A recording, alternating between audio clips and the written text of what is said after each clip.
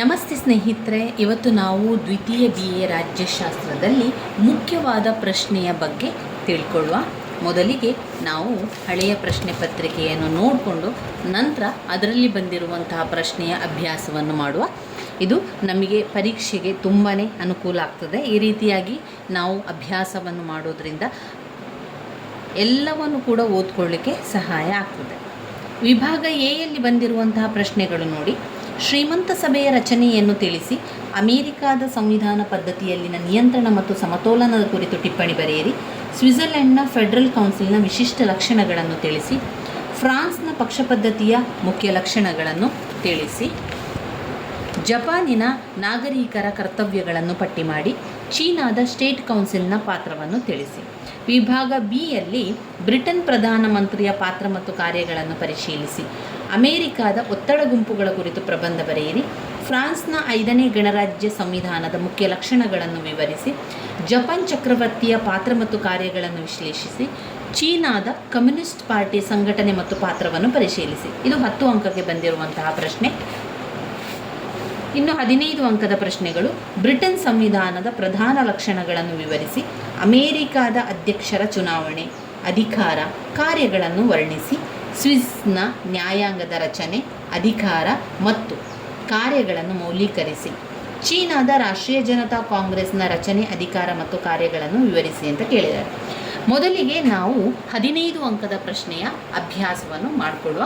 ಯಾವಾಗಲೂ ಕೂಡ ನೀವು ಓದಬೇಕಾದ್ರೆ ಮೊದಲಿಗೆ ಏನು ಮಾಡಬೇಕು ಅಂತ ಹೇಳಿದರೆ 15 ಅಂಕದ ಪ್ರಶ್ನೆಗಳಿಗೆ ಮೊದಲಿಗೆ ನೀವು ಉತ್ತರವನ್ನು ಕಲಿಬೇಕಾಗಿರುವಂಥದ್ದು. ಯಾಕಂದರೆ 15 ಅಂಕದ ಪ್ರಶ್ನೆಯಲ್ಲಿ ನಮಗೆ 30 ಅಂಕಗಳು ಇರೋದರಿಂದ ನಾವು ಹೆಚ್ಚು ಅದರ ಬಗ್ಗೆ ಗಮನವನ್ನು ಕೊಡಬೇಕು.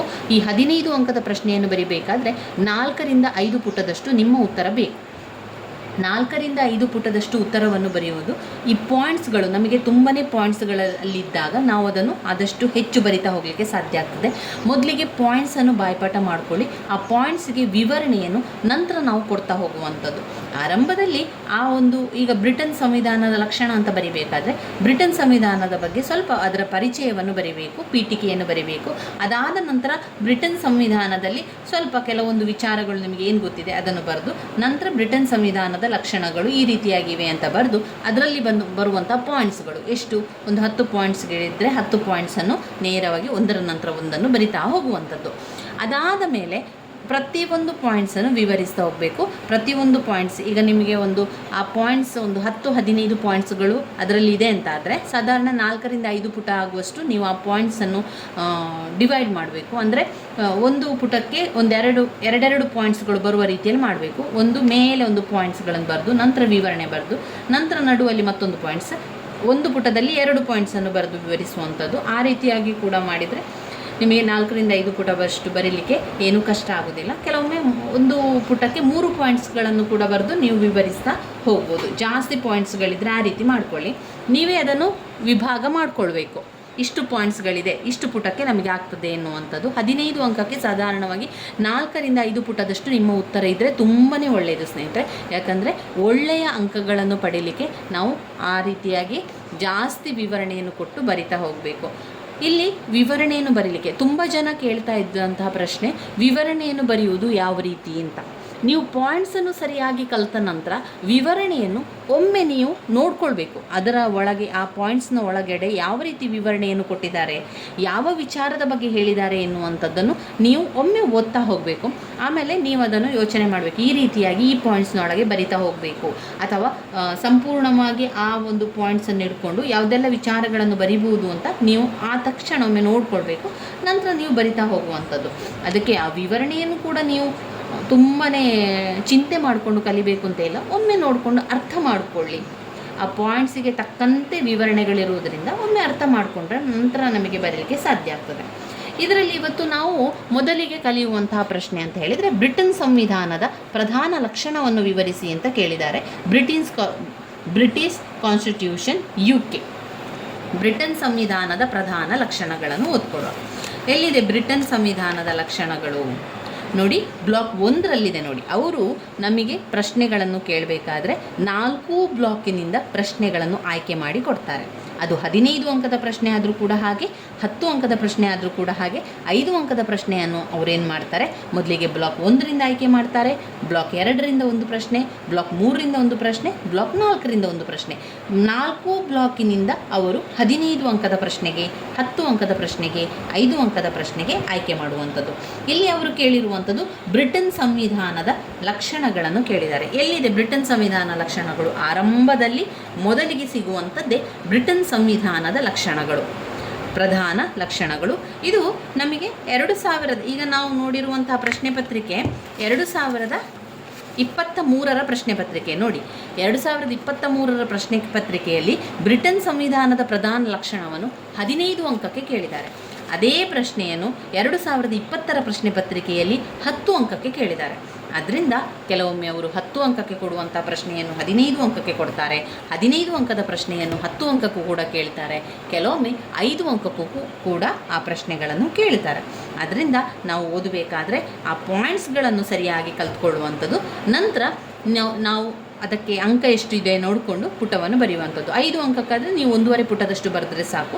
ಇನ್ನು 10 ಅಂಕದ ಪ್ರಶ್ನೆ ಆದರೆ 3 ಪುಟದಷ್ಟು, 3ರಿಂದ 4 ಪುಟದಷ್ಟು ನಿಮ್ಮ ಉತ್ತರ ಇದ್ದರೆ ಸಾಕು. ಇನ್ನು 15 ಅಂಕದ ಪ್ರಶ್ನೆಗಾಗುವಾಗ 4ರಿಂದ 5 ಪುಟದಷ್ಟು ನಿಮ್ಮ ಉತ್ತರ ಇರಬೇಕು.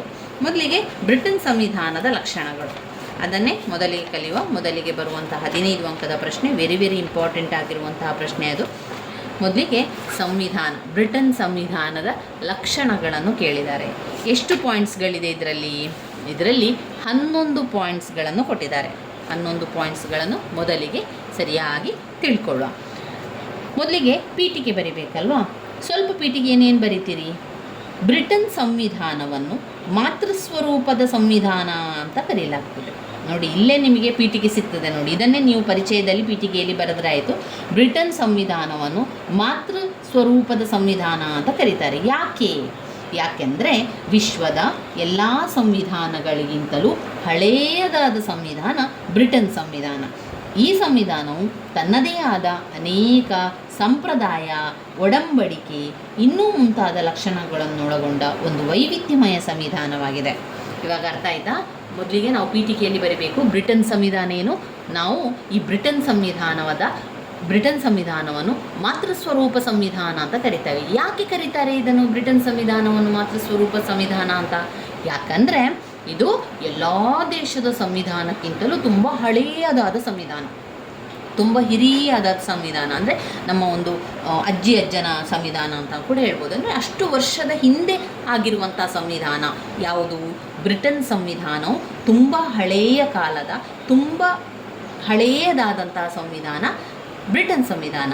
ಆ ಕಾರಣದಿಂದಾಗಿ ನಾವು ಬ್ರಿಟನ್ ಸಂವಿಧಾನವನ್ನು ಮಾತೃಸ್ವರೂಪ ಸಂವಿಧಾನ ಅಂತ ಕರೆಯುವಂಥದ್ದು. ಈ ಸಂವಿಧಾನ ಏನು ಮಾಡ್ತದೆ? ಈ ಸಂವಿಧಾನ ತುಂಬ ಹಳೆಯ ಸಂವಿಧಾನ ಆದ್ದರಿಂದ ಅದು ತನ್ನದೇ ಆದ ರೀತಿ, ತನ್ನದೇ ಆದ ನಿಯಮ, ತನ್ನದೇ ಆದ ಸಂಸ್ಕೃತಿ, ತನ್ನದೇ ಆದ ಸಂಪ್ರದಾಯ, ರೀತಿ ನೀತಿಗಳು, ತನ್ನದೇ ಆದ ಲಕ್ಷಣಗಳನ್ನು ಒಳಗೊಂಡಿರುವಂಥ ಸಂವಿಧಾನ ಬ್ರಿಟನ್ ಸಂವಿಧಾನ. ಅದು ವೈವಿಧ್ಯಮಯ ಸಂವಿಧಾನ. ಅದು ಒಂದು ವೈವಿಧ್ಯಮಯವಾದ ಸಂವಿಧಾನವಾಗಿರುವಂಥದ್ದು ಬ್ರಿಟನ್ ಸಂವಿಧಾನ ಅಂತ ಬರೀರಿ. ಇವಿಷ್ಟು ನೀವು ಪರಿಚಯದಲ್ಲಿ ಬರೆದ್ರೆ ಆಯಿತು ಬ್ರಿಟನ್ ಸಂವಿಧಾನ. ಇನ್ನು ಪಾಯಿಂಟ್ಸ್ಗಳೇನು? ಬ್ರಿಟನ್ ಸಂವಿಧಾನದ ಪಾಯಿಂಟ್ಸ್ಗಳಲ್ಲಿ ಇದು ಅಲಿಖಿತ ಅಥವಾ ಬರೆದಿಡದ ಸಂವಿಧಾನ. ಅಲಿಖಿತ ಅಥವಾ ಬರೆದಿಡದ ಸಂವಿಧಾನ. ನಮ್ಯ ಸಂವಿಧಾನ. 3 ಸಂಸತ್ತಿನ ಪರಮಾಧಿಕಾರ. 4 ಸಂವಿಧಾನ ಸಿದ್ಧಾಂತ ಹಾಗೂ ಕಾರ್ಯಾಚರಣೆಯಲ್ಲಿ ವಿಭಿನ್ನತೆ. ಸಂವಿಧಾನದ ಸಿದ್ಧಾಂತ ಹಾಗೂ ಕಾರ್ಯಾಚರಣೆಯಲ್ಲಿ ವಿಭಿನ್ನತೆ. ಸಂವಿಧಾನ ಸಿದ್ಧಾಂತ ಹಾಗೂ ಕಾರ್ಯಾಚರಣೆಯಲ್ಲಿ ವಿಭಿನ್ನತೆ. 5 ಏಕಾತ್ಮಕ ಮಾದರಿಯ ಸರಕಾರ. 5 ಏಕಾತ್ಮಕ ಮಾದರಿಯ ಸರಕಾರ. 6 ಸಂಸದೀಯ ಕಾರ್ಯಾಂಗ ವ್ಯವಸ್ಥೆ. ಸಂಸದೀಯ ಕಾರ್ಯಾಂಗ ವ್ಯವಸ್ಥೆ. 7 ಕಾನೂನಿನ ಅಧಿಪತ್ಯ. 8 ದ್ವಿಪಕ್ಷ ಪದ್ಧತಿ. 9 ಅಧಿಕಾರ ಪ್ರತ್ಯೇಕತೆಯ ತತ್ವ. ಅಧಿಕಾರ ಪ್ರತ್ಯೇಕತೆಯ ತತ್ವ. 10 ಮೂಲಭೂತ ಹಕ್ಕುಗಳು. 11 ತಾಳ್ಮೆ ಮತ್ತು ಸಹಿಷ್ಣುತಾ ಲಕ್ಷಣಗಳು. ತಾಳ್ಮೆ ಮತ್ತು ಸಹಿಷ್ಣುತಾ ಲಕ್ಷಣಗಳು. ಇವಿಷ್ಟು 11 ಪಾಯಿಂಟ್ಸ್ಗಳು ಬ್ರಿಟನ್ ಸಂವಿಧಾನದ ಲಕ್ಷಣಗಳಲ್ಲಿ ಒಳಗೊಂಡಿರುವಂಥದ್ದು. ಮೊದಲನೇದಾಗಿ ಅಲಿಖಿತ ಅಥವಾ ಬರೆದಿಡದ ಸಂವಿಧಾನ. ನಿಮಗೆ ಈ ಪಾಯಿಂಟ್ಸಲ್ಲೇ ಗೊತ್ತಾಗ್ತದೆ ನೋಡಿ, ಇದು ಬ್ರಿಟನ್ ಸಂವಿಧಾನ ಬರೀಲಿಕ್ಕಿಲ್ಲ, ಅದನ್ನು ಬರೆದಿಡ್ಲಿಕ್ಕಿಲ್ಲ. ಈಗ ನಮ್ಮ ಹೆಚ್ಚಿನ ಸಂವಿಧಾನ ಬರೆದಿಡುವಂಥ ಸಂವಿಧಾನ, ನಮ್ಮ ಭಾರತ ದೇಶದ ಸಂವಿಧಾನ ಲಿಖಿತ ಸಂವಿಧಾನ, ಅದು ಬರೆದಿಡುವಂಥ ಸಂವಿಧಾನ. ಆದರೆ ಬ್ರಿಟನ್ ಸಂವಿಧಾನ ಆ ರೀತಿಯಲ್ಲ, ಅದು ಅಲಿಖಿತ ಆಗಿದೆ, ಅದನ್ನು ಬರೀಲಿಕ್ಕಿಲ್ಲ. ಬರೆದಿಡದ ಸಂವಿಧಾನ ಇರುವಂಥದ್ದೇ ಬ್ರಿಟನ್ ಸಂವಿಧಾನದಲ್ಲಿರುವಂಥದ್ದು. ಅದರಿಂದ ಮೊದಲನೇ ಪಾಯಿಂಟ್ ಅಲಿಖಿತ ಅಥವಾ ಬರೆದಿಡದ ಸಂವಿಧಾನ. ಯಾಕೆ ಅದು ಬರೆದಿಡುವುದಿಲ್ಲ ಅಥವಾ ಅದು ಅಲಿಖಿತವಾಗಿರ್ತದೆ? ಹಾಗಾದರೆ ಯಾವ ರೀತಿಯಲ್ಲಿ ಅವರು ಸಂವಿಧಾನವನ್ನು ಮಾಡ್ತಾರೆ? ಅವರು ಅಲ್ಲಿನ ಸಂಪ್ರದಾಯ, ಅಲ್ಲಿನ ರೀತಿ ನೀತಿ, ಅಲ್ಲಿನ ಒಂದು ಸಂಸ್ಕೃತಿ, ಅಲ್ಲಿನ ಒಂದು ಪದ್ಧತಿಯ ರೀತಿಯಲ್ಲಿ ಸಂವಿಧಾನವನ್ನು ಮಾಡ್ತಾರೆ. ಅಲ್ಲಿನ ಒಂದು ರೂಢಿ, ಅಲ್ಲಿನ ಒಂದು ಒಪ್ಪಂದಗಳು, ಅಲ್ಲಿನ ಒಂದು ಒಡಂಬಡಿಕೆಯ ಆಧಾರದ ಮೇಲೆ ಅವರು ಸಂವಿಧಾನವನ್ನು ಮಾಡ್ತಾರೆ. ಅದು ಬದಲಾವಣೆ ಆಗ್ತಾನೆ ಇರ್ತದೆ. ಯಾವಾಗ ಬೇಕಾದರೂ ಅವುಗಳು ಅದನ್ನು ಬದಲಾವಣೆ ಮಾಡ್ತಾರೆ. ಯಾಕಂದರೆ ಅದನ್ನು ರೂಢಿಯ ಮುಖಾಂತರ ಮಾಡಿರುವಂಥದ್ದು, ಒಪ್ಪಂದದ ಮುಖಾಂತರ ಮಾಡಿರುವಂಥದ್ದು, ಸಂಪ್ರದಾಯಗಳ ರೀತಿಯಲ್ಲಿ ಮಾಡಿರುವ ಕಾರಣ ಆ ಒಂದು ಸಂವಿಧಾನವು ಬರೆದಿಡದ ಸಂವಿಧಾನ ಆಗಿರ್ತದೆ. ಅದರಿಂದ ಎಲ್ಲೂ ಕೂಡ ಆ ವಿಚಾರವಾಗಿ ಇಲ್ಲ. ಅದು ಹೆಚ್ಚಾಗಿ ಐತಿಹಾಸಿಕ ಅಂಶಗಳನ್ನು ಆಧರಿಸಿಕೊಂಡಿದ್ದು, ಯಾರಿಂದಲೂ ಕೂಡ ರಚಿತಗೊಳ್ಳದಿರುವುದರಿಂದ ಅದು ಅಲಿಖಿತ ಸಂವಿಧಾನ ಅಂತ ಹೇಳುವಂಥದ್ದು. ಒಟ್ಟಿನಲ್ಲಿ ಬ್ರಿಟನ್ ಸಂವಿಧಾನವು ಬರೆದಿಡಿರುವಂಥ ಸಂವಿಧಾನ ಅಲ್ಲ, ಅದನ್ನು ಎಲ್ಲಿಯೂ ಕೂಡ ಬರೆದಿರಲಿಲ್ಲ. ಬರೆದಿಡದ ಅಥವಾ ಅಲಿಖಿತವಾಗಿರುವಂತಹ ಒಂದು ಸಂವಿಧಾನ ಅಂತ ಹೇಳುವಂಥದ್ದು ಲಿಖಿತ ರೂಪದಲ್ಲಿ ಎಲ್ಲೂ ಇಲ್ಲ. ನಮಗೆ ಒಂದು ಅದರ ಒಂದು ಮಾಹಿತಿ ಬೇಕು ಅಂತ ಹೇಳಿ ನಾವು ಬರೆದಿಟ್ಟಿರುವಂಥ ಸಂವಿಧಾನ ನಾವು ಓದ್ತೇವೆ ಅಂತ ಹೇಳಿದರೆ, ಬ್ರಿಟನ್ ಸಂವಿಧಾನದಲ್ಲಿ ಯಾವ ವ್ಯವಸ್ಥೆಯೇ ಇಲ್ಲ. ಯಾಕಂದರೆ ಆ ಸಂವಿಧಾನ ಬರೆದು ಇಡಲಿಲ್ಲ. ಕೇವಲ ಅಲ್ಲಿನ ಒಂದು ಸಂಪ್ರದಾಯ, ರೂಢಿ, ರೀತಿ ನೀತಿ ಆ ಆಧಾರದ ಮೇಲೆ ಅದನ್ನು ಮಾಡಿದರೆ ವಿನಃ ಎಲ್ಲೂ ಕೂಡ ಅದನ್ನು ಬರೆದು ಇಡಲಿಲ್ಲ. ಇನ್ನು ಎರಡನೇ ಪಾಯಿಂಟಲ್ಲಿ ನಾವು ನೋಡಿದರೆ, ಅದೊಂದು ನಮ್ಯ ಸಂವಿಧಾನವಾಗಿದೆ. ಬ್ರಿಟನ್ ಸಂವಿಧಾನವು ನಮ್ಯ ಸಂವಿಧಾನವಾಗಿದೆ. ನಮ್ಯ ಸಂವಿಧಾನವಾಗಿದೆ ಅಂದರೆ ಏನು? ಬ್ರಿಟನ್ ಸಂವಿಧಾನವು ತಿದ್ದುಪಡಿಯನ್ನು ಸಾಮಾನ್ಯ ಕಾನೂನುಗಳನ್ನು ರಚಿಸುವ ರೀತಿಯಲ್ಲಿ ಮಾಡಲು ಅವಕಾಶ ಇದೆ. ಅಲ್ಲಿ ಸಂವಿಧಾನವನ್ನು ತಿದ್ದುಪಡಿ ಮಾಡಲಿಕ್ಕೆ ಸಾಮಾನ್ಯ ಕಾನೂನಿಂದಲೇ ಅದನ್ನು ತಿದ್ದುಪಡಿ ಮಾಡ್ಬೋದು, ಏನು ಕಷ್ಟ ಇಲ್ಲ. ಬ್ರಿಟನ್ ಸಂವಿಧಾನದಲ್ಲಿ ಸಂವಿಧಾನವನ್ನು ಏನಾದರೂ ತಿದ್ದುಪಡಿ ಮಾಡಬೇಕು ಅಂತಾದರೆ ಅದನ್ನು ಸಾಮಾನ್ಯ ರೀತಿಯಲ್ಲೇ ಅದನ್ನು ತಿದ್ದುಪಡಿಯನ್ನು ಮಾಡ್ತಾ ಹೋಗ್ತಾರೆ. ಸಾಮಾನ್ಯ ಕಾನೂನುಗಳನ್ನು ಬಳಸಿಕೊಂಡು ಮಾಡ್ತಾರೆ. ಈ ಸಾಮಾನ್ಯ ಕಾನೂನುಗಳನ್ನು ಮಾಡಿ ಸರಳ ಬಹುಮತದೊಡನೆ ಅದನ್ನು ರಚಿಸುವ ಕಾರಣ ಈ ಒಂದು ಬ್ರಿಟನ್ ಸಂವಿಧಾನವು ನಮ್ಯವಾಗಿದೆ, ಸುಲಭವಾಗಿದೆ. ನಮ್ಯ ಸಂವಿಧಾನ. ಎರಡನೇ ಪಾಯಿಂಟ್, ಬ್ರಿಟನ್ ಸಂವಿಧಾನ ಏನಾಗಿದೆ? ನಮ್ಯ ಸಂವಿಧಾನ. ಮೊದಲನೆಯದು ಅಲಿಖಿತ ಅಥವಾ ಬರೆದಿಡದ ಸಂವಿಧಾನ. 2 ನಮ್ಯ ಸಂವಿಧಾನ. 3ನೇ ಪಾಯಿಂಟ್ ಏನು? ಸಂಸತ್ತಿನ ಪರಮಾಧಿಕಾರ. ಸಂಸತ್ತಿನ ಪರಮಾಧಿಕಾರ. ಸಂಸತ್ತಿನ ಪರಮಾಧಿಕಾರ. ಇಲ್ಲಿ ಬ್ರಿಟನ್ ಸಂವಿಧಾನವು ಸಂಸತ್ತಿಗೆ ಎಲ್ಲ ಅಧಿಕಾರವನ್ನು ಕೊಟ್ಟಿದೆ, ಅಂದರೆ ಪರಮಾಧಿಕಾರವನ್ನು ಕೂಡ ಕೊಟ್ಟಿರುವಂಥದ್ದು. ಸಂಸತ್ತಿನ ಪರಮಾಧಿಕಾರಕ್ಕೆ ಅವಕಾಶವನ್ನು ಕಲ್ಪಿಸಿಕೊಟ್ಟಿದೆ. ಯಾವುದು? ಬ್ರಿಟನ್ ಸಂವಿಧಾನ ಸಂಸತ್ತಿಗೆ ಎಲ್ಲ ಅವಕಾಶವನ್ನು ಕಲ್ಪಿಸಿಕೊಟ್ಟಿದೆ. ಯಾಕಂತ ಹೇಳಿದರೆ, ಸಂಸತ್ತು ಯಾವುದೇ ಕಾನೂನನ್ನು ರಚನೆ ಮಾಡುವ ಮತ್ತು ಅದನ್ನು ರದ್ದುಗೊಳಿಸುವಂತಹ ಸಂಪೂರ್ಣ ಅಧಿಕಾರ ಸಹ ಹೊಂದಿದ್ದು, ಬ್ರಿಟನ್ನ ಸಂಸತ್ತು ಮಾಡಲಾಗಂಥ ಯಾವುದೇ ಕಾರ್ಯ ಇಲ್ಲ ಎಂಬುದನ್ನು ಅದು ಸ್ಪಷ್ಟಪಡಿಸಲಾಗಿದೆ. ಆದ್ದರಿಂದ ಬ್ರಿಟನ್ ಸಂವಿಧಾನವು ಸಂಸತ್ತಿಗೆ ಎಲ್ಲ ರೀತಿಯ ಅಧಿಕಾರವನ್ನು ಮಾಡುವಂಥ ಅವಕಾಶ ಮಾಡಿಕೊಟ್ಟಿದೆ. ಅದಕ್ಕೆ ಗೊತ್ತಿದೆ, ಸಂಸತ್ತಿಗೆ ಯಾವುದೇ ಒಂದು ಕಾನೂನನ್ನು ರಚನೆ ಮಾಡುವ, ಅವುಗಳನ್ನು ರದ್ದುಗೊಳಿಸುವಂಥ ಸಂಪೂರ್ಣ ಅಧಿಕಾರ ಇರೋದರಿಂದ ಅದು ಎಲ್ಲವನ್ನೂ ಮಾಡ್ತದೆ ಎನ್ನುವಂಥ ಕಾರಣದಿಂದಾಗಿ ಸಂಸತ್ತಿಗೆ ಪರಮಾಧಿಕಾರವನ್ನು ಕೂಡ ಅದು ಅವಕಾಶ ಮಾಡಿಕೊಟ್ಟಿದೆ. ಮುಖ್ಯ ಕಾರಣ ಯಾಕೆ ಇದು ಸಂಸತ್ತಿಗೆ ಪರಮಾಧಿಕಾರವನ್ನು ಕೊಟ್ಟಿರುವಂಥದ್ದು ಅಂತ ಹೇಳಿದರೆ, ಬ್ರಿಟನ್ ಸಂವಿಧಾನವು ಅಲಿಖಿತ ಅಥವಾ ಬರೆದಿಡದ ಸಂವಿಧಾನ ಆಗಿರೋದ್ರಿಂದ ಅಲ್ಲಿ ಯಾವುದೇ ಅಂಗಕ್ಕೆ ಅಧಿಕಾರ ನೀಡದಿರುವ ಕಾರಣ, ಅಲ್ಲಿ ಅಲಿಖಿತ ಅಥವಾ ಬರೆದಿಡದ ಸಂವಿಧಾನವಿರುವುದರಿಂದ ಸರಕಾರದ ಯಾವುದೇ ಅಂಗಕ್ಕೆ ಅಧಿಕಾರ ನೀಡದಿರುವ ಕಾರಣದಿಂದಾಗಿ ಸಂಪೂರ್ಣ ಸಾರ್ವಭೌಮ ಅಧಿಕಾರವನ್ನು ಯಾರಿಗೆ ಕೊಡಲಾಗಿದೆ? ಸಂಸತ್ತಿಗೆ ನೀಡಲಾಗಿದೆ. ಈ ಕಾರಣದಿಂದಾಗಿ ಸಂಸತ್ತಿನ ಅಧಿಕಾರವನ್ನು ನಿಯಂತ್ರಿಸುವ ಯಾವುದೇ ಶಕ್ತಿ ಬ್ರಿಟನ್ನಲ್ಲಿ ಇರುವುದಿಲ್ಲ ಹಾಗೂ ಸಂಸತ್ತು ಶಾಸನೀಯ ವಿಚಾರದಲ್ಲಿ ಪರಮಾಧಿಕಾರವುಳ್ಳಂಥ ಅಂಗವಾಗಿದೆ. ಇನ್ನು 4ನೇ ಪಾಯಿಂಟ್ನಲ್ಲಿ ಸಂವಿಧಾನ ಸಿದ್ಧಾಂತ ಹಾಗೂ ಕಾರ್ಯಾಚರಣೆಯಲ್ಲಿ ವಿಭಿನ್ನತೆ. ಬ್ರಿಟನ್ ಸಂವಿಧಾನದ ಮತ್ತೊಂದು ಲಕ್ಷಣ ಅಂತ ಹೇಳಿದರೆ ಸಂವಿಧಾನದ ಸಿದ್ಧಾಂತ ಮತ್ತು ಸರಕಾರದ ಕಾರ್ಯಾಚರಣೆಯಲ್ಲಿ ವಿಭಿನ್ನತೆ ಇರುವಂಥದ್ದು. ಇದು ಸೈದ್ಧಾಂತಿಕವಾಗಿ ಹೇಳುವುದಾದರೆ ಇಡೀ ಸರಕಾರ, ಸಂಪೂರ್ಣ ಸರಕಾರ ಯಾರ ಕೈಯಲ್ಲಿದೆ? ರಾಜನ ಕೈಯಲ್ಲಿದೆ ಹಾಗೂ ಅವನ ಸಿಂಹಾಸನಾಧಿಕಾರದ ನಿಯಂತ್ರಣಕ್ಕೆ ಒಳಪಟ್ಟಿರ್ತದೆ. ಸರಕಾರದ ಎಲ್ಲ ಅಧಿಕಾರದ ವರ್ಗ ರಾಜನ ಕೈ ಕೆಳಗೆ ಕಾರ್ಯನಿರ್ವಹಿಸುತ್ತದೆ. ರಾಜ ತನ್ನ ಇಚ್ಛೆಗೆ ಅನುಗುಣವಾಗಿ ಯಾರನ್ನು ಕೂಡ ನೇಮಕ ಮಾಡ್ಬೋದು, ಹಾಗೆ ಯಾರನ್ನು ಕೂಡ ತೆಗೆದುಹಾಕ್ಬೋದು. ನಿರ್ಭಯವಾಗಿ ಅಧಿಕಾರದಿಂದ ತೆಗೆದುಹಾಕುವಂತಹ ಒಂದು ಅಧಿಕಾರ ರಾಜನಿಗಿರುವಂಥದ್ದು. ರಾಜನ ಆಜ್ಞೆ ಇಲ್ಲದೆ ಯಾವ ಶಾಸನ ಕೂಡ ಮಾಡಲಿಕ್ಕೆ ಸಾಧ್ಯ ಇಲ್ಲ, ಯಾವ ಶಾಸನವೂ ಕೂಡ ಊರ್ಜಿತವಾಗದು. ರಾಜನ ಇಚ್ಛೆ ಇದ್ದರೆ ಮಾತ್ರ ಎಲ್ಲ ಕೆಲಸ ನಡೆಯುವಂಥದ್ದು. ರಾಜನ ಇಚ್ಛೆಯ ಮೇರೆಗೆ ನೇಮಕಾತಿ ಮಾಡುವಂಥದ್ದು. 3 ವಿಧವಾದ ಸೇನೆಯ ಪ್ರಮುಖ ರಾಜನಾಗಿಯೇ ಇರುತ್ತಾನೆ. ರಾಜ ಮನಸ್ಸು ಮಾಡಿದಲ್ಲಿ ಯಾವಾಗ ಬೇಕಾದರೂ ಯುದ್ಧ ಘೋಷಣೆ ಮಾಡ್ಬೋದು, ಯಾವಾಗ ಬೇಕಾದರೂ ಕೂಡ ಯುದ್ಧವನ್ನು ನಿಲ್ಲಿಸ್ಬೋದು. ಸೈದ್ಧಾಂತಿಕವಾಗಿ ಇವೆಲ್ಲ ಕೂಡ ನಿಜ. ರಾಜ ಇಂಗ್ಲೆಂಡ್ನಲ್ಲಿ ನಾಮಮಾತ್ರ ಅಧಿಕಾರವನ್ನು ಹೊಂದಿದ್ದಾನೆ. ಆ ಕಾರಣದಿಂದಾಗಿ ಎಲ್ಲ ಅಧಿಕಾರ ರಾಜನಿಂದ ಅಥವಾ ರಾಜ ಮುಕುಟದಿಂದ ಪ್ರಜಾಪ್ರತಿನಿಧಿಗಳನ್ನೊಳಗೊಂಡ ಸಂಸತ್ತಿಗೆ ವರ್ಗಾಯಿಸಲಾಗಿದೆ. ರಾಜನು ಕೇವಲ ನಾಮಮಾತ್ರ ಅಧಿಕಾರವನ್ನು ಹೊಂದಿದ್ದಾನೆ. ಈ ರೀತಿಯಾಗಿ ಕಾರ್ಯಪ್ರವೃತ್ತಿಯಿಂದ ಸಿದ್ಧಾಂತ ಸಂಪೂರ್ಣವಾಗಿ ಅದಲು ಬದಲಾಗಿದೆ.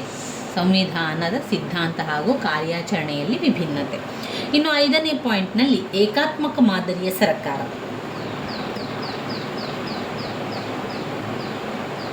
ಇಂಗ್ಲೆಂಡ್ನಲ್ಲಿ ಸಂಯುಕ್ತಾತ್ಮಕ ರಾಷ್ಟ್ರವಲ್ಲದೆ ಏಕಾತ್ಮಕ ರಾಷ್ಟ್ರ ಆಗಿದೆ. ಇಂಗ್ಲೆಂಡ್ನಲ್ಲಿ ಏಕಾತ್ಮಕ ರಾಷ್ಟ್ರವಾಗಿದೆ. ಸಂಯುಕ್ತಾತ್ಮಕ ಮಾದರಿಯ ಸರ್ಕಾರದಲ್ಲಿ, ಸಂಯುಕ್ತಾತ್ಮಕ ಮಾದರಿಯ ಸರ್ಕಾರ ಅಂದರೆ ಏನು?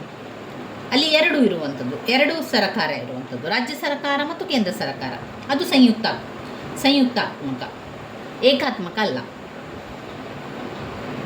ಅಧಿಕಾರ ಸಂಪೂರ್ಣವಾಗಿ ವಿಭಜಿಸಲ್ಪಟ್ಟಿರ್ತದೆ. ರಾಜರು ಮತ್ತು ಕೇಂದ್ರ ಸರ್ಕಾರ ತನ್ನದೇ ಆದ ಸ್ವತಂತ್ರ ಸಂವಿಧಾನವನ್ನು ಹೊಂದಿರುತ್ತದೆ ಮತ್ತು ದ್ವಿಪೌರತ್ವವನ್ನು ಕೂಡ, ರಾಜ್ಯದ ಪೌರ ಹಾಗೆ ರಾಷ್ಟ್ರದ ಪೌರ ಎಂಬ 2 ರೀತಿಯ ಪೌರತ್ವವನ್ನು ಹೊಂದಿ ಅನೇಕ ಲಕ್ಷಣಗಳನ್ನು ಸಂಯುಕ್ತ ಸರ್ಕಾರ ಹೊಂದಿದೆ. ಆದರೆ ಏಕಾತ್ಮಕ ಸರ್ಕಾರದಲ್ಲಿ ಎಲ್ಲ ಲಕ್ಷಣಗಳನ್ನು ನಾವು ಕಾಣಲಾಗುವುದಿಲ್ಲ. ಇಂಗ್ಲೆಂಡ್ನ ಏಕಾತ್ಮಕ ಸರ್ಕಾರವಿರುವುದು, ಇಂಗ್ಲೆಂಡ್ನಲ್ಲಿ ಏಕಾತ್ಮಕ ಸರ್ಕಾರವಿರುವುದು ನಮಗೆಲ್ಲ ತಿಳಿದಿರುವ, ಅಂದರೆ ಇಂಗ್ಲೆಂಡ್ನಲ್ಲಿ ಸಂಯುಕ್ತಾತ್ಮಕ ರಾಷ್ಟ್ರವಲ್ಲದೆ ಏಕಾತ್ಮಕ ರಾಷ್ಟ್ರ. ಇಂಗ್ಲೆಂಡ್ನಲ್ಲಿ ಅಲ್ಲಿ ಇರುವಂಥದ್ದು ಏಕಾತ್ಮಕ ರಾಷ್ಟ್ರ, ಸಂಯುಕ್ತಾತ್ಮಕ ರಾಷ್ಟ್ರ ಅಲ್ಲ ಎನ್ನುವಂಥದ್ದು. ಸ್ಥಳೀಯ ಅಂಗಗಳೇನು ಮಾಡ್ತದೆ? ಅಧಿಕಾರಕ್ಕೋಸ್ಕರ ಕೇಂದ್ರವನ್ನೇ ಎದುರು ನೋಡುತ್ತದೆ. ಆದರೂ ಕೂಡ ಬ್ರಿಟನ್ನಲ್ಲಿ ಸ್ಥಳೀಯ ಸರ್ಕಾರಗಳು ಹೆಚ್ಚಿನ ಸ್ವಾಯತ್ತ ಅಧಿಕಾರವನ್ನು ಹೊಂದಿರುವುದರಿಂದ ಅಲ್ಲಿನ ಸಂಸತ್ತಿನ ಕಾಯ್ದೆ ಮೂಲಕ ಅವು ಪಡೆದಿರುತ್ತದೆ. ಇದರಿಂದಾಗಿ ಅವುಗಳಿಗೆ ಮೂಲ ಅಧಿಕಾರವಿರದೆ ಸಂಸತ್ತು ಯಾವಾಗ ಬೇಕಾದರೂ ಅಧಿಕಾರವನ್ನು ಕಡಿಮೆ ಮಾಡುವ, ಹೆಚ್ಚಿಸುವ ಅಧಿಕಾರವನ್ನು ಹೊಂದಿರುವುದರಿಂದ ಇವು ಸ್ವತಂತ್ರವಾಗಿ ಕಾರ್ಯನಿರ್ವಹಿಸಿದರೂ ಸಹ ಸಂಸತ್ತಿನ ನಿಯಂತ್ರಣದಲ್ಲಿಯೇ ಕಾರ್ಯನಿರ್ವಹಿಸಬೇಕಾಗಿದೆ. ಇನ್ನು 6ನೇ ಪಾಯಿಂಟಲ್ಲಿ ಸಂಸದೀಯ ಕಾರ್ಯಾಂಗ ವ್ಯವಸ್ಥೆ. ಸಂಸದೀಯ ಕಾರ್ಯಾಂಗ ವ್ಯವಸ್ಥೆ. ಬ್ರಿಟನ್ ಸಂವಿಧಾನವು ಸಂಸದೀಯ ಸರ್ಕಾರದ ವ್ಯವಸ್ಥೆಗೆ ಅವಕಾಶವನ್ನು ಕಲ್ಪಿಸಿದೆ. ಇದರಲ್ಲಿ ರಾಜನೇ ಮುಖ್ಯಸ್ಥನಾಗಿರ್ತಾನೆ. ಆದರೆ ರಾಜ ಕೇವಲ ನಾಮ ಮಾತ್ರ ಕಾರ್ಯಾಂಗಾಧಿಕಾರಿಯಾಗಿರುತ್ತಾನೆ. ಇದರ ವಾಸ್ತವ ಅಧಿಕಾರ ಪ್ರಧಾನಿಯನ್ನೊಳಗೊಂಡ ಮಂತ್ರಿಮಂಡಲದಲ್ಲಿದ್ದು, ಈ ಮಂತ್ರಿಮಂಡಲವು ಸಂಸತ್ತಿನ ವಿಶ್ವಾಸದಲ್ಲಿಯೇ ಕಾರ್ಯನಿರ್ವಹಿಸಬೇಕು. ಈ ಮಂತ್ರಿಮಂಡಲವು ಎಲ್ಲಿಯ ತನಕ ಸಂಸತ್ತಿನ ಬಹುಮತವನ್ನು ಹೊಂದಿರುತ್ತಾರೋ ಅಲ್ಲಿಯವರೆಗೆ ಅಧಿಕಾರದಲ್ಲಿ ಮುಂದುವರಿಯಬಹುದು. ಯಾವಾಗ ಬಹುಮತವನ್ನು ಕಳೆದುಕೊಳ್ಳುತ್ತದೆಯೋ ಆ ಕ್ಷಣವೇ ತನ್ನ ಅಧಿಕಾರವನ್ನು ಸಹ ಕಳೆದುಕೊಳ್ಳುತ್ತದೆ. ಇದರಿಂದಾಗಿ ಕಾರ್ಯಾಂಗವು ಶಾಸಕಾಂಗದ ಅವಿಭಾಜ್ಯ ಅಂಗವಾಗಿರುವುದೇ ಈ ವ್ಯವಸ್ಥೆಯ ಮುಖ್ಯ ತತ್ವವಾಗಿದೆ. ಇನ್ನು 7ನೇ ಪಾಯಿಂಟ್ನಲ್ಲಿ ಕಾನೂನಿನ ಅಧಿಪತ್ಯ. ಬ್ರಿಟನ್ ಸಂವಿಧಾನ ಮೂಲ ತತ್ವವಾದಂತಹ ಕಾನೂನಿನ ಅಧಿಪತ್ಯ ಬ್ರಿಟನಿನ ಒಂದು ವೈಶಿಷ್ಟ್ಯ. ಬ್ರಿಟನಿನ ಒಂದು ವೈಶಿಷ್ಟ್ಯ ಏನು? ಅದು ಕಾನೂನಿನ ಅಧಿಪತ್ಯವನ್ನು ಹೊಂದಿರುವಂಥದ್ದು ಬ್ರಿಟನಿನ ಒಂದು ವೈಶಿಷ್ಟ್ಯ ಅಂತ ಹೇಳ್ಬೋದು. ಪ್ರತಿಯೊಬ್ಬ ವ್ಯಕ್ತಿ ಪ್ರತಿಯೊಬ್ಬ ವ್ಯಕ್ತಿಯೂ ಕೂಡ ಕಾನೂನಿನ ಅಡಿಯಲ್ಲಿ ಸರಿಸಮಾನ. ಕಾನೂನಿನ ಅಧಿಪತ್ಯ ಎನ್ನುವಂತಹ ಅರ್ಥದ ಪ್ರಕಾರ ಪ್ರತಿಯೊಬ್ಬ ಪ್ರಜೆ ಕೂಡ ರಾಷ್ಟ್ರದ ಕಾನೂನಿನ ಅಡಿಯಲ್ಲಿ ಸರಿಸಮಾನ ಹಾಗೂ ಸಮಾನ ರಕ್ಷಣೆಯನ್ನು ಕೂಡ ಪಡೆಯುತ್ತಾನೆ. ಇದರ ಪ್ರಕಾರ ಯಾವುದೇ ವಿಧದಲ್ಲೂ ಯಾರೊಬ್ಬರಿಗೂ ಕಾನೂನಿನ ಅಡಿಯಲ್ಲಿ ತಾರತಮ್ಯವನ್ನು ಮಾಡುವಂತಿಲ್ಲ. ಬ್ರಿಟನ್ನಲ್ಲಿ ಯಾರೂ ಕೂಡ ಕಾನೂನಿನಿಂದ ಹೊರತಾಗಿರುವುದಿಲ್ಲ ಹಾಗೂ ಎಲ್ಲರೂ ಸಾಮಾನ್ಯ ಕಾನೂನಿಗೆ ಒಳಪಡಲೇಬೇಕು. ಇದೇ ರಾಷ್ಟ್ರದ ಸಾಮಾನ್ಯ ಕಾನೂನಿನ ಸರಿಸಮಾನತೆ ಅಥವಾ ಕಾನೂನಿನ ಆಳ್ವಿಕೆ ಎಂಬುದಾಗಿದೆ. 8ನೇ ಪಾಯಿಂಟ್, ದ್ವಿಪಕ್ಷ ಪದ್ಧತಿ. ಬ್ರಿಟನ್ನಿನ ಮತ್ತೊಂದು ವೈಶಿಷ್ಟ್ಯ ದ್ವಿಪಕ್ಷ ಪದ್ಧತಿ. ದ್ವಿಪಕ್ಷ ಪದ್ಧತಿ ಎಂದರೆ ಬಹುಪಕ್ಷ ಪದ್ಧತಿಗೆ ಅವಕಾಶವಿದ್ದಾಗ್ಯೂ ಪ್ರಾರಂಭದಿಂದಲೂ ಅಲ್ಲಿಯ ಜನತೆ ದ್ವಿಪಕ್ಷ ಪದ್ಧತಿಯನ್ನು ಬೆಂಬಲಿಸುತ್ತಿರುವುದು ಜನತೆಯ ರಾಜಕೀಯ ವ್ಯವಸ್ಥೆಯನ್ನು ಪ್ರತಿಬಿಂಬಿಸುತ್ತದೆ. ಇದರಿಂದಾಗಿ ಬಹುಮತ ಪಡೆದ ಪಕ್ಷ ಸರಕಾರ ರಚಿಸಿದರೆ ಮತ್ತೊಂದು ಪಕ್ಷ ವಿರೋಧ ಪಕ್ಷವಾಗಿ ಕಾರ್ಯವನ್ನು ನಿರ್ವಹಿಸುತ್ತದೆ. ಈ ದ್ವಿಪಕ್ಷ ಪದ್ಧತಿಯಿಂದಾಗಿ ದಕ್ಷ ಹಾಗೂ ಸುಭದ್ರ ಸರ್ಕಾರವನ್ನು ರಚಿಸಲು ಪ್ರಬಲ ವಿರೋಧ ಪಕ್ಷವನ್ನು ರಚಿಸಲು ಅವಕಾಶ ನೀಡುತ್ತದೆ.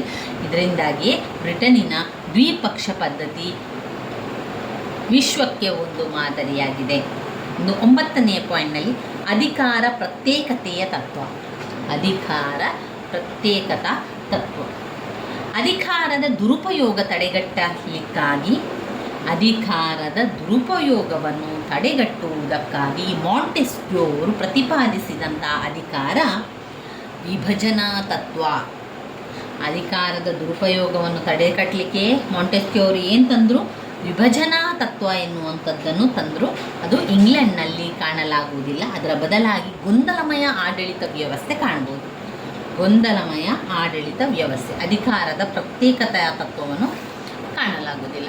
ಇನ್ನು 10ನೇ ಪಾಯಿಂಟ್ಸ್ನಲ್ಲಿ ಮೂಲಭೂತ ಹಕ್ಕುಗಳು. ಮೂಲಭೂತ ಹಕ್ಕುಗಳು ನಾವು ಇತರೆ ರಾಷ್ಟ್ರಗಳ ಹಕ್ಕುಗಳಂತೆ ಬ್ರಿಟನ್ನಿನಲ್ಲೂ ಕೂಡ ಅದೇ ರೀತಿಯ ಮೂಲಭೂತ ಹಕ್ಕುಗಳನ್ನು ಕಾಣ್ಬೋದು. ಇತರ ಪ್ರಜಾಪ್ರಭುತ್ವವಾದಿ ರಾಷ್ಟ್ರದ ರೀತಿ ಬ್ರಿಟನ್ನಲ್ಲೂ ಸಹ ಸರ್ಕಾರ ಅಲ್ಲಿನ ಜನತೆಗೆ ಅನೇಕ ಹಕ್ಕುಗಳನ್ನು ಅನುಭವಿಸಲಿಕ್ಕೆ ಅವಕಾಶ ಮಾಡಿಕೊಟ್ಟಿದೆ. ಅವುಗಳಾವುದೆಂದರೆ ಸ್ವಾತಂತ್ರ್ಯದ ಹಕ್ಕು, ಶೈಕ್ಷಣಿಕ ಹಕ್ಕು, ಧಾರ್ಮಿಕ ಹಕ್ಕು, ಸಮಾನತೆಯ ಹಕ್ಕುಗಳು.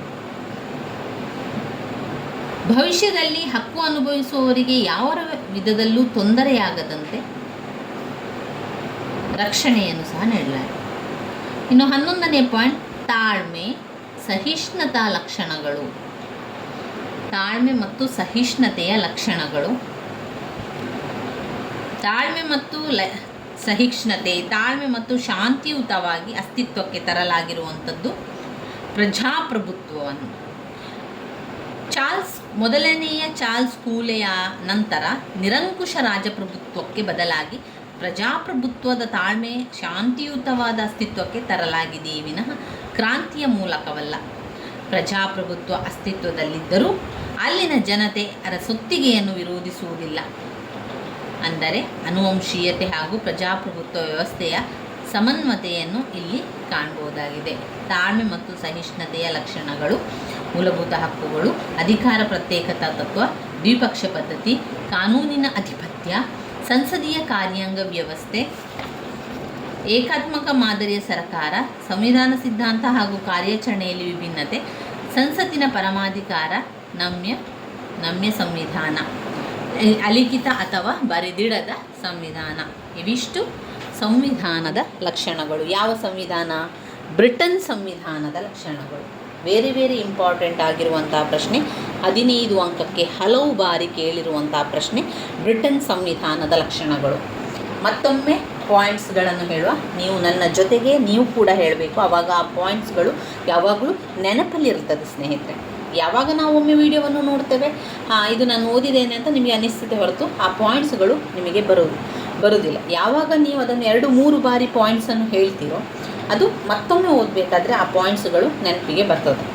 ಆದ್ದರಿಂದ ನಾವು ಓದಬೇಕಾದ್ರೆ ಪಾಯಿಂಟ್ಸ್ಗಳನ್ನು ಬಾಯ್ಪಾಠ ಮಾಡ್ಕೊಂಡು ಕಲೀರಿ. ನಂತರ ವಿವರಣೆಯನ್ನು ಸ್ವಲ್ಪ ಅದರ ವಿವರಣೆ ಏನು ಕೊಟ್ಟಿದ್ದಾರೆ ಅಂತ ನೋಡಿಕೊಂಡ್ರೆ ಸಾಕು.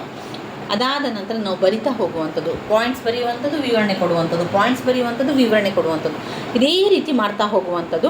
ಇದರಲ್ಲಿ ನಾವು ವೆರಿ ವೆರಿ ಇಂಪಾರ್ಟೆಂಟ್ ಆಗಿರುವಂತಹ ಪ್ರಶ್ನೆಯ ಉತ್ತರವನ್ನು ಇವತ್ತು ತಿಳ್ಕೊಂಡಿರುವಂಥದ್ದು. ಬ್ರಿಟನ್ನ ಸಂವಿಧಾನ ಲಕ್ಷಣಗಳು ತುಂಬ ತುಂಬ ಮುಖ್ಯವಾಗಿರುವಂತಹ ಪ್ರಶ್ನೆ. ಬ್ಲಾಕ್ 1ರಲ್ಲಿ ಆಯ್ಕೆ ಮಾಡುವಂತಹ ಪ್ರಶ್ನೆಯಾಗಿದೆ. ಬ್ರಿಟನ್ ಸಂವಿಧಾನದ ಲಕ್ಷಣಗಳು: ಅಲಿಖಿತ ಅಥವಾ ಬರೆದಿಡದ ಸಂವಿಧಾನ. ಅಲಿಖಿತ ಅಥವಾ ಬರೆದಿಡದ ಸಂವಿಧಾನ. 2, ನಮ್ಯ ಸಂವಿಧಾನ. ನಮ್ಯ ಸಂವಿಧಾನ. ಸಂಸತ್ತಿನ ಪರಮಾಧಿಕಾರ. ಸಂಸತ್ತಿನ ಪರಮಾಧಿಕಾರ. ಸಂವಿಧಾನ ಸಿದ್ಧಾಂತ ಹಾಗೂ ಕಾರ್ಯಾಚರಣೆಯಲ್ಲಿ ವಿಭಿನ್ನತೆ. ಸಂವಿಧಾನ ಸಿದ್ಧಾಂತ ಹಾಗೂ ಕಾರ್ಯಾಚರಣೆಯಲ್ಲಿ. ಸಂವಿಧಾನ ಸಿದ್ಧಾಂತ ಹಾಗೂ ಕಾರ್ಯಾಚರಣೆಯಲ್ಲಿ ವಿಭಿನ್ನತೆ. ಏಕಾತ್ಮಕ ಮಾದರಿ ಸರಕಾರ. ಏಕಾತ್ಮಕ ಮಾದರಿ ಸರಕಾರ. ಸಂಸದೀಯ ಕಾರ್ಯಾಂಗ ವ್ಯವಸ್ಥೆ. ಸಂಸದೀಯ ಕಾರ್ಯಾಂಗ ವ್ಯವಸ್ಥೆ. 7, ಕಾನೂನಿನ ಅಧಿಪತ್ಯ. ಕಾನೂನಿನ ಅಧಿಪತ್ಯ. 8, ದ್ವಿಪಕ್ಷ ಪದ್ಧತಿ. 8, ದ್ವಿಪಕ್ಷ ಪದ್ಧತಿ. 9, ಅಧಿಕಾರ ಪ್ರತ್ಯೇಕತಾ ತತ್ವ. ಅಧಿಕಾರ ಪ್ರತ್ಯೇಕತಾ ತತ್ವ. 10, ಮೂಲಭೂತ ಹಕ್ಕುಗಳು. 11, ತಾಳ್ಮೆ ಮತ್ತು ಸಹಿಷ್ಣುತಾ ಲಕ್ಷಣಗಳು. ತಾಳ್ಮೆ ಮತ್ತು ಸಹಿಷ್ಣುತಾ ಲಕ್ಷಣಗಳು. ಇವಿಷ್ಟು ಬ್ರಿಟನ್ ಸಂವಿಧಾನದ ಪ್ರಧಾನ ಲಕ್ಷಣಗಳಾಗಿದೆ.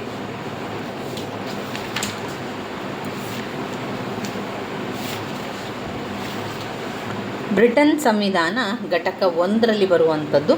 ಘಟಕ 1ರಲ್ಲಿ ಬರುವಂತಹ ಮುಖ್ಯವಾದ ಪ್ರಶ್ನೆ ಅದು ಬ್ರಿಟನ್ ಸಂವಿಧಾನದ ಲಕ್ಷಣಗಳು.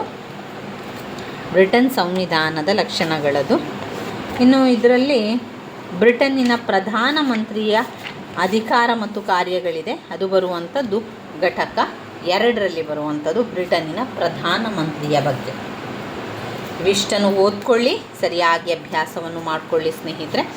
ನನ್ನ ವೀಡಿಯೋಸ್ ಎಲ್ಲ ನಿಮಗೆ ಇಷ್ಟ ಆಗಿದ್ದರೆ ಲೈಕ್ ಕೊಡಿ, ಶೇರ್ ಮಾಡಿ, ಸಬ್ಸ್ಕ್ರೈಬ್ ಮಾಡಲಿಕ್ಕೆ ಮರಿಬೇಡಿ. ಹಾಗೆ ಕಮೆಂಟ್ ಮೂಲಕ ತಿಳಿಸಿ ನಿಮಗೆ ಮುಂದಿನ ಪರೀಕ್ಷೆಗಳು ಯಾವುದು, ಮುಂದಿನ ಪರೀಕ್ಷೆಗಳು ಯಾವಾಗ ಎನ್ನುವಂಥ ಮಾಹಿತಿಯನ್ನು ನನಗೆ ಕಮೆಂಟ್ಸ್ ಮೂಲಕ ತಿಳಿಸಿ ಸ್ನೇಹಿತರೆ.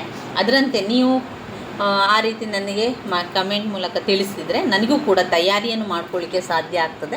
ಸಾಧ್ಯ ಆದಷ್ಟು ವಿಡಿಯೋಗಳನ್ನು ಮಾಡಿ ಹಾಕಲಿಕ್ಕೂ ಕೂಡ ನನಗೆ ಸಾಧ್ಯ ಆಗ್ತದೆ. ಅದರಿಂದ ಹೇಳ್ತಾ ಇರುವಂಥದ್ದು, ನಿಮಗೆ ಮುಂದಿನ ಪರೀಕ್ಷೆಗಳು ಯಾವುದು, ಹಾಗೆ ಮುಂದೆ ಬರುವಂಥ ಪರೀಕ್ಷೆಗಳು ಎಷ್ಟು ದಿವಸದಲ್ಲಿ ಪರೀಕ್ಷೆಗಳಿರುವಂಥದ್ದು ಎನ್ನುವಂಥದ್ದನ್ನು ತಿಳ್ಕೊಂಡ್ರೆ ನನಗೆ ಕೂಡ ನಿಮಗೆ ಪರೀಕ್ಷಾ ತಯಾರಿಯನ್ನು ಮಾಡಿಕೊಳ್ಳಿಕ್ಕೆ, ಪರೀಕ್ಷಾ ಅಭ್ಯಾಸವನ್ನು ಮಾಡಿಕೊಡ್ಲಿಕ್ಕೆ ಸಹಾಯ ಆಗ್ತದೆ. ಧನ್ಯವಾದಗಳು ಸ್ನೇಹಿತರೆ.